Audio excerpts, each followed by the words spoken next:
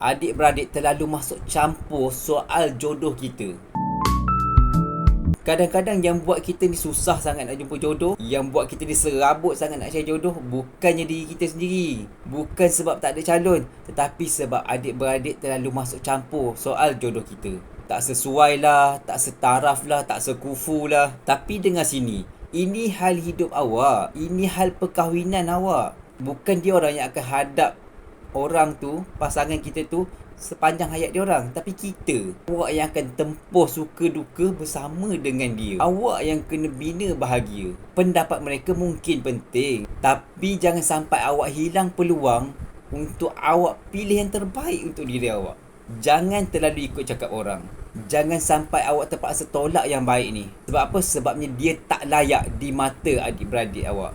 Dah kata mungkin dia tak kena dengan standard keluarga awak. Kita hormat, tetapi kita tetap ada hak kita.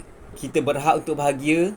Kita berhak untuk pilih siapa yang buat kita rasa tenang. Usaha tetap usaha. Pilih dengan doa, bukan tekanan. Sebab bila awak pilih dengan hati yang bersih, yakin Allah akan mudahkan jalan tu. Percayalah. Anda nak cari jodoh tetapi tak tahu nak cari kat mana? Jom ramai-ramai pakat-pakat berkumpul dekat dalam Tiljana.my. Dekat situ kami kumpulkan individu single seluruh Malaysia. Manalah tahu rezeki anda jumpa melalui platform ini, boleh kita raikan bersama.